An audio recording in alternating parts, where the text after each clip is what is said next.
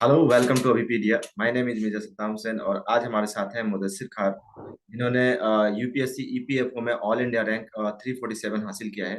तो आज हम इनसे जानेंगे कि क्या है इनकी सफलता का राज और कैसे इन्होंने प्रिपरेशन किया, क्या स्ट्रैटेजी रही इनकी और किस टाइप से इन्होंने मतलब अपने अलग अलग सब्जेक्ट के लिए स्ट्रैटेजी बनाई, टाइम टेबल क्या था। सब कुछ जानेंगे हम लोग कि ये जॉब में भी थे तो जॉब में करते करते मतलब जॉब करते करते इन्होंने किस टाइप से प्रिपरेशन किया, कैसा टाइम टेबल बनाया इन्होंने। तो सब कुछ जानेंगे। सबसे पहले मैं स्वागत करता हूँ मुदस्सिर खान का हमारे YouTube thank channel. You sir.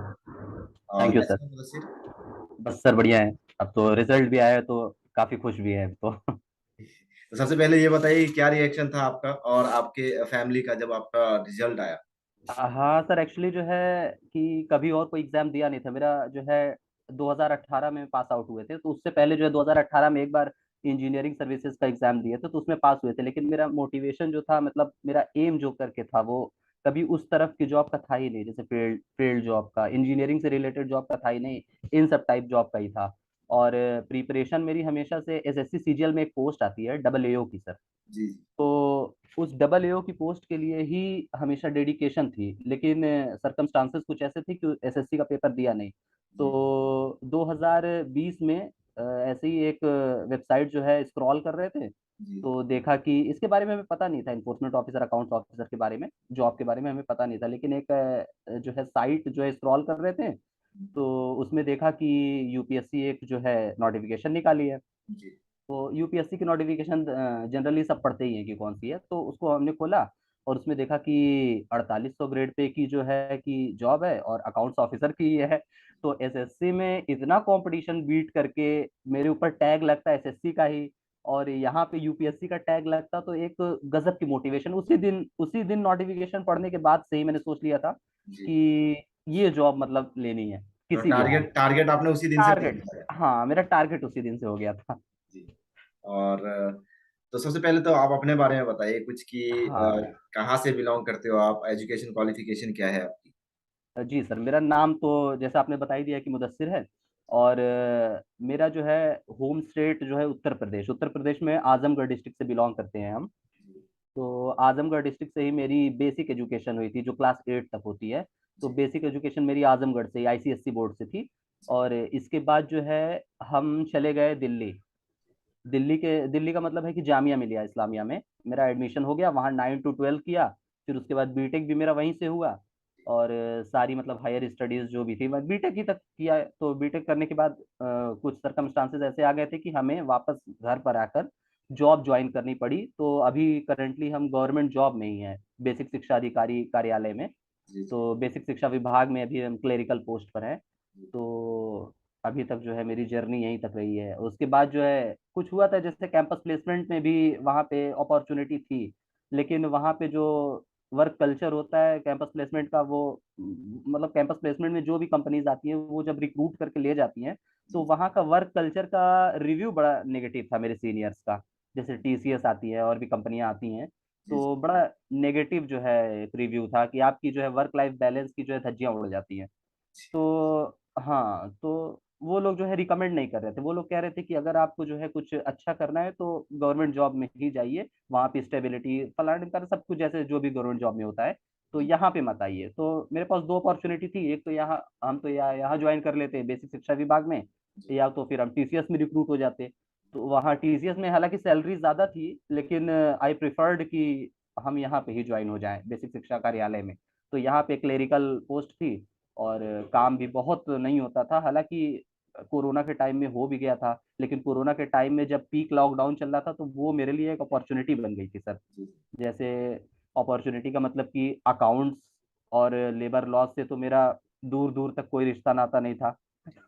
Bank में भी जब सैलरी भी आती थी तो डेबिट क्रेडिट समझ नहीं आता था क्या हो गया है। जी तो तो कुछ इंस्टीट्यूट से अभिपीडिया का इसने काफी अच्छा जो है रोल प्ले हुआ है कि अकाउंट्स जो है मेरी अच्छी हो गई थी। तो अकाउंट्स में कॉन्फिडेंस आ गया। तो तब से लगने लगा कि हाँ जो है कि हम निकाल सकते हैं, क्योंकि पहले भी हम सोच रहे थे कि जो डबल एओ की पोस्ट थी एसएससी वाले में, जी तो उसमें भी अकाउंट्स का पेपर हमें देना ही था। लेकिन वहाँ पे एक यूट्यूब पर पीडीएफ रोटेट कर रही थी वो 12 14 13 एमबी की पीडीएफ थी। वो अभिनय सर करके एक है, जी मैथ्स पढ़ाते हैं। तो जी जी। बस उनकी पीडीएफ ही मेरे पास थी, उससे ज्यादा कुछ नहीं था, मतलब अकाउंट्स के नाम पे। और उसमें क्या ही आदमी कर पाता, बेसिक्स कुछ नहीं था। तो जो है कि वहां से ही वो लॉकडाउन के पीरियड में ही स्टार्ट किया मैंने प्रिपरेशन। अकाउंट्स और लेबर लॉज मैंने खत्म कर दिया लॉकडाउन में। जी और बाकी जो है एसएससी की पहले से प्रिपरेशन कर रहे थे, तो इंग्लिश अच्छी थी, मैथ्स भी ठीक ठाक अच्छा था, इंजीनियरिंग बैकग्राउंड था, तो इंग्लिश मैथ्स दोनों सही थी। और साइंस बैकग्राउंड था मेरा पहले से, पीसीएम लिया हुआ, और कंप्यूटर भी था मेरा स्कूलिंग में।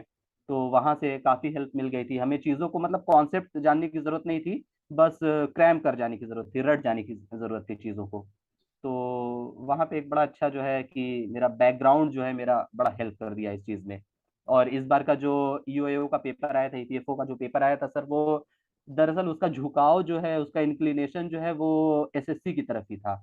उसका उस पेपर में बड़ा बहुत इन डेप्थ अकाउंट्स नहीं पूछ दिया, बहुत इन डेप्थ जो है लेबर लॉज का जो है कुछ नहीं पूछ दिया, ऐसा कुछ पूछा नहीं था उसमें। लेकिन एसएससी के पॉइंट ऑफ व्यू से अच्छा इंग्लिश भी, इंग्लिश में ऐसा होता नहीं था जनरली यूपीएससी में कि चार चार जो है चार चार सेंटेंसेस को दे दे कि नो, मतलब कि नन ऑफ देम आर, मतलब उसमें नन ऑफ देम आर मतलब इंग्लिश इनकरेक्ट। इंग्लिश की तो पूरी पूरी आपके एसएससी लेवल, मतलब एसएससी पैटर्न में ही था। हाँ, इंग्लिश पूरा एसएससी पैटर्न में था। और साइंस भी एसएससी पैटर्न पे ही था, साइंस भी अच्छा पूछा था उसमें ईपीएफओ में। तो वहां से ही जो है मेरी काफी हेल्प हुई थी एसएससी की प्रिपरेशन से। जी। इससे मतलब एसएससी के अलावा और कोई गवर्नमेंट जॉब की प्रिपरेशन कर रहे थे आप?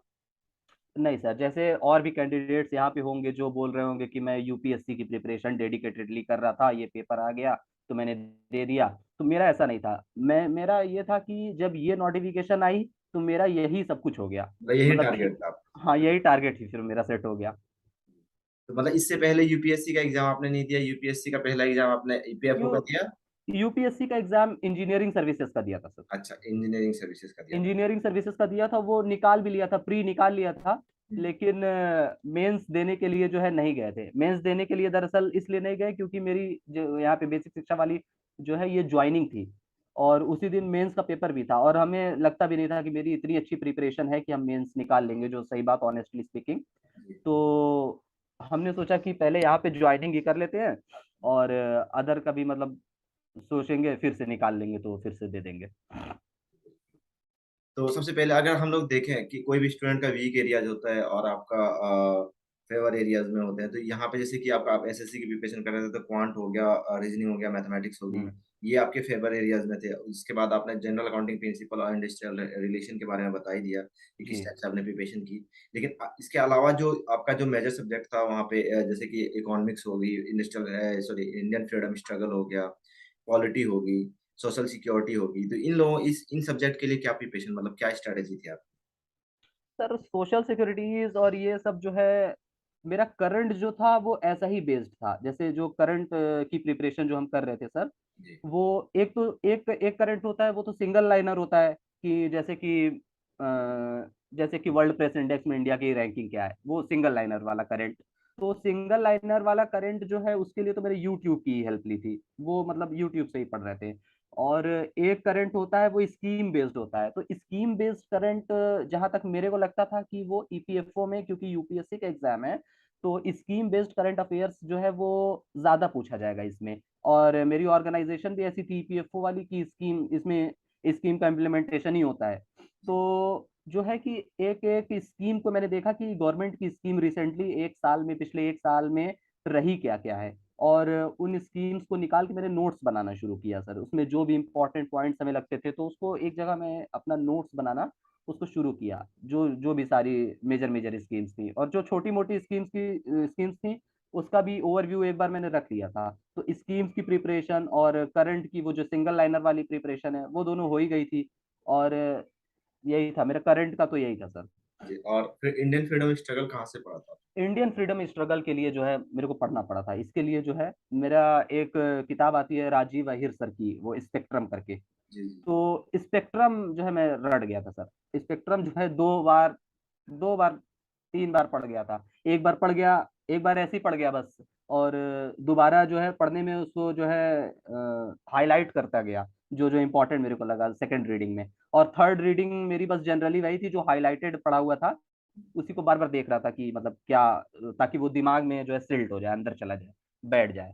तो वो किताब थी। और उसके बाद जो है मैंने यूपीएससी का प्रीवियस ईयर क्वेश्चन पेपर जो है कुछ देखा था, उससे हेल्प मिली थी।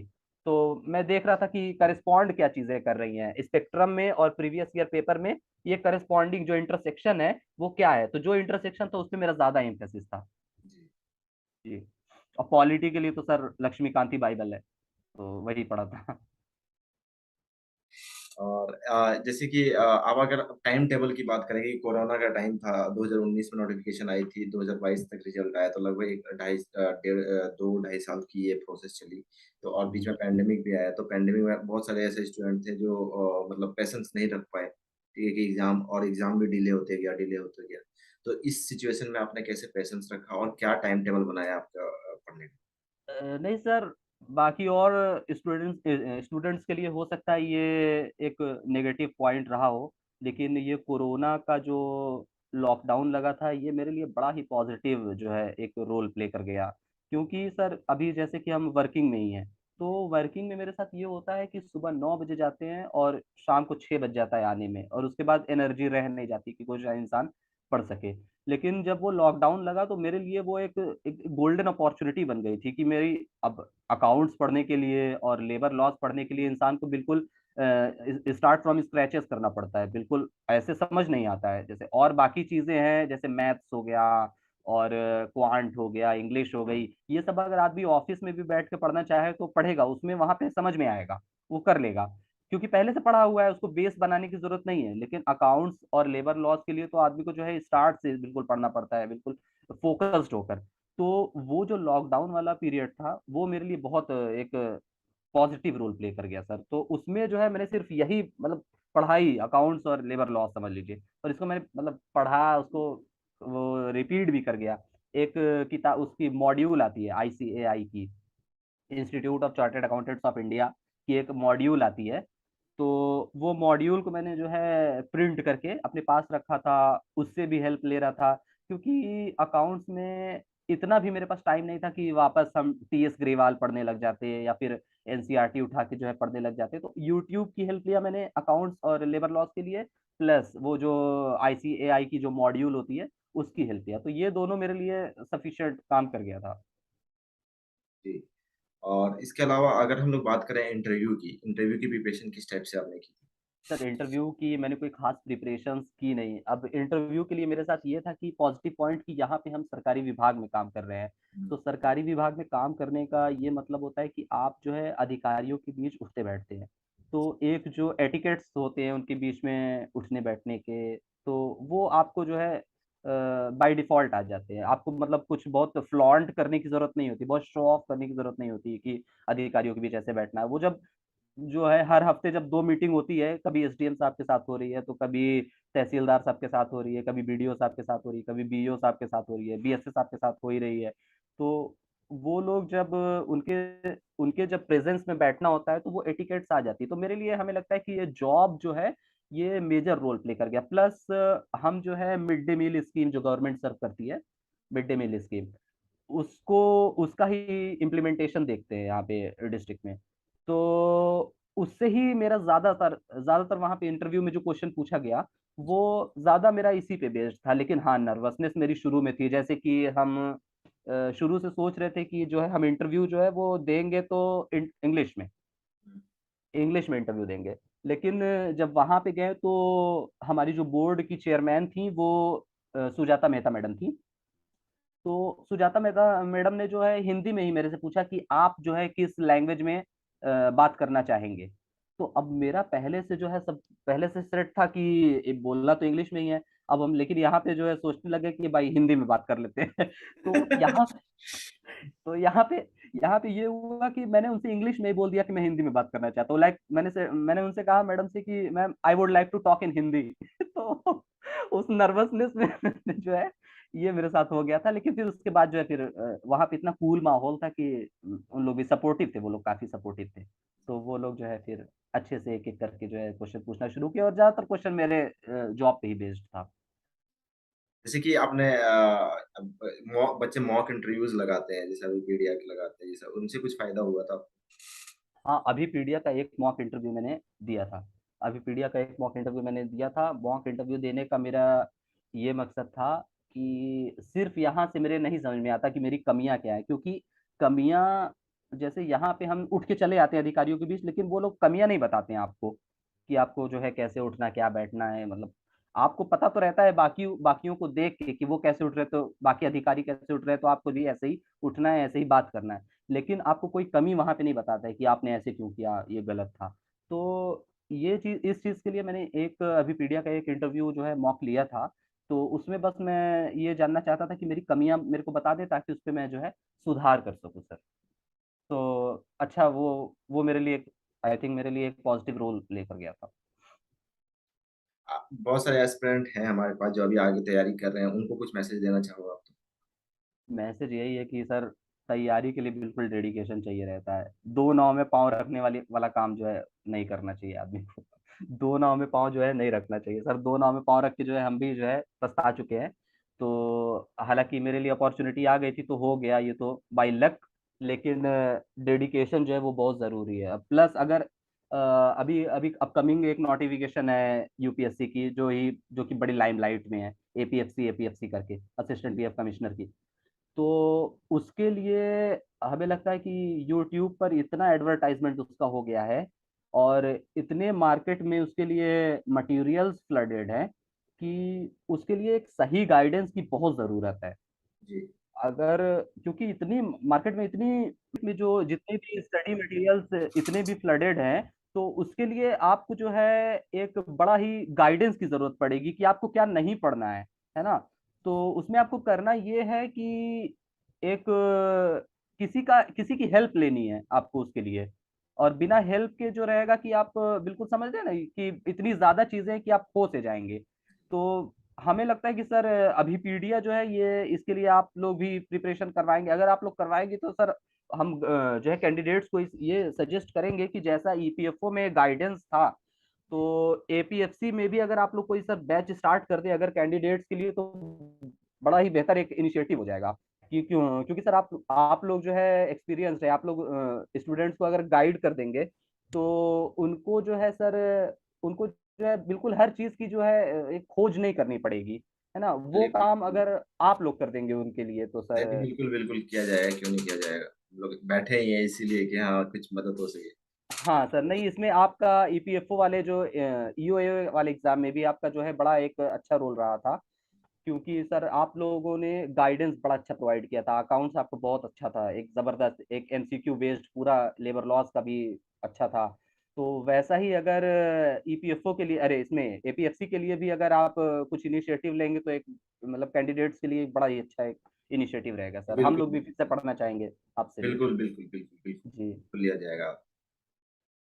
तो मतलब ये सजेशन जो आपने दिया हमारे स्टूडेंट को, आई होप आप लोग जितने भी हमसे आपसे बात की, आपने खुल के बताया हमें कि किस टाइप से आपने प्रिपरेशन करनी है, किस टाइप से आपका मतलब आपने आपने कैसे किया, पेंडिंग के जी। सिचुएशन में भी कैसे किया और किस टाइप से मतलब अलग-अलग सब्जेक्ट के लिए आपने तैयारी की। जितने भी आपने सजेशन दिया, आई होप जितने भी स्टूडेंट हैं हमारे, जितने आने वाले एस्पिरेंट्स हैं, उनको फ़ायदा मिले और मिलनी भी चाहिए, क्योंकि ये एकदम फैक्ट बात है। जो फैक्ट फैक्ट बात आपने की, वो बिल्कुल फैक्ट बात ही की है आपने। तो चलिए आज आप सबसे पहले तो मैं आपको कांग्रेचुलेशन करना चाहूँगा कि आपका थैंक जो यू सर। सिलेक्शन हुआ, ठीक है? Thank you, and thank you. आपने हमें टाइम भी निकाल के दिया सर, उसके लिए thank you, very, very thank you. अरे! एंड सर बात आप करेंगे फिर। आप आपने आपकी टीम ने सर जो हमारे लिए इतना टाइम निकाला था, उसके उसके कंपैरिज़न में ये क्या ही टाइम है सर। ऐसी कोई बात नहीं, चलिए। चलिए ठीक है, थैंक यू। अगर आपने ऐसा बोला हमारे को, मतलब एक होता है ना कि जब स्टूडेंट सिलेक्शन होने के बाद जब हम थोड़ा मतलब मोटिवेट ऐसी बातों से मोटिवेशन मिलती है हमें, और ताकि जी, आगे भी जितने भी ये होती हैं, मतलब हमें होता है ना कि 10 गुना मेहनत से फिर काम करने को मतलब लगता है कि अंदर से होती है फीलिंग कि हाँ भाई किया जाए कुछ। जी सर। तो आने के लिए, हमारे साथ जुड़ने के लिए मुदस्सिर थैंक यू, एंड बातें होती रहेंगी, एंड हमारी टीम की तरफ से भी एंड एक बार फिर से कांग्रेचुलेशंस। Thank you sir. आपको भी और आपकी सारी अभी पीडिया की सारी टीम को भी मेरी तरफ से एक बहुत थैंक यू, एक वार्म थैंक यू सर।